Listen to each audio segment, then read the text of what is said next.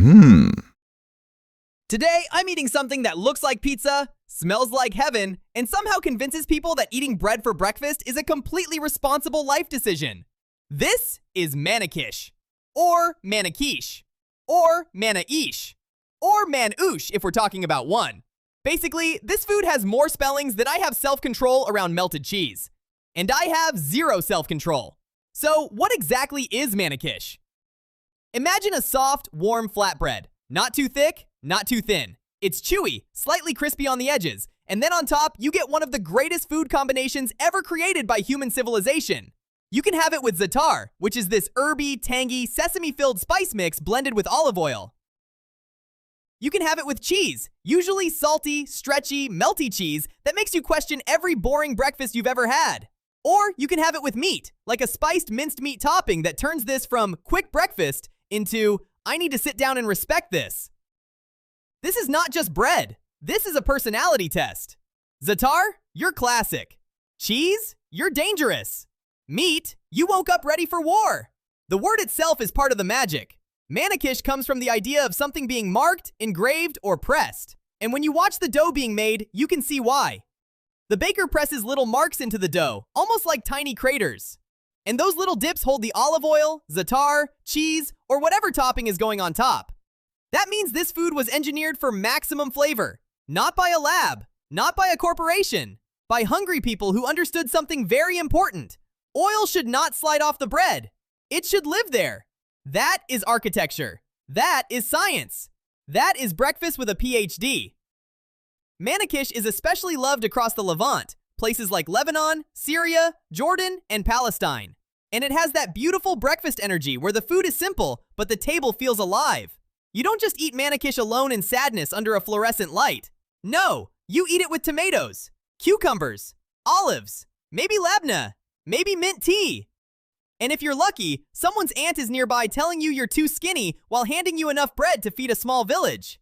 I am not too skinny, auntie, but I respect your medical opinion. Now let's start with the classic, Za'atar Manakish. This one is earthy, tangy, nutty, and rich from the olive oil. It smells like herbs, toasted sesame, and something your ancestors would approve of. This is the kind of food that makes you feel like you're eating breakfast on a balcony somewhere, with sunlight, a warm breeze, and absolutely no emails. Za'atar Manakish is not loud. It doesn't need to show off. It's confident. It's like that person who walks into a room wearing simple clothes, but somehow everyone knows they have excellent taste. Also, olive oil on bread should be legally protected. Now we move to the dangerous one, cheese Manakish. This is where breakfast stops being breakfast and starts becoming a personal problem. The cheese is salty, creamy, stretchy, and hot enough to remove the top layer of your mouth if you get too excited, which I always do. Worth it. This one is especially good when the edges are slightly crispy, the middle is soft, and the cheese has little golden spots from the oven.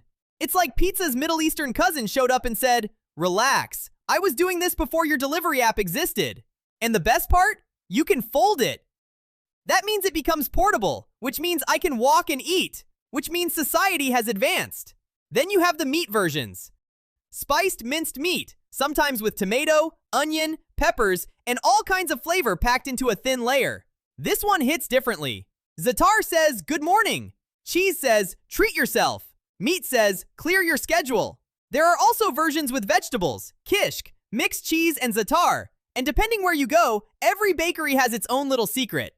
That's what makes Manakish so fun. It's not one thing. It's a whole universe on bread. And Raymond respects all bread-based universes equally. Now, how do you eat Manakish?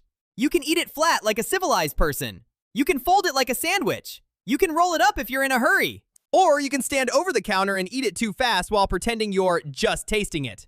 That last one is my cultural contribution. For the full experience, you want something fresh on the side. Tomatoes, cucumbers, mint, olives, pickles, or labneh. The bread is rich, so the fresh stuff balances it out. That's the secret. Hot bread, salty topping, fresh vegetables, tea on the side. That is not a meal. That is emotional support. So what is Manakish? It's breakfast. It's street food. It's comfort food. It's bakery food. It's the thing you grab on the way to school, work, or anywhere you need happiness in your hand. It's simple, but it's not boring. It's cheap, but it feels rich. It's old school, but it still hits every single time. And honestly, any culture that looked at bread and said, let's press little flavor pockets into it and fill them with herbs, oil, cheese, and meat deserves respect. My final Raymond rating? Za'atar Manakish, classic legend. Cheese Manakish, dangerously addictive. Meat Manakish, breakfast with main character energy. Overall, 10 out of 10. Would burn my mouth again. This has been Raymond Eats. Now excuse me while I go find out how many Manakeesh one cartoon man can eat before the bakery asks questions. Where should Raymond eat next?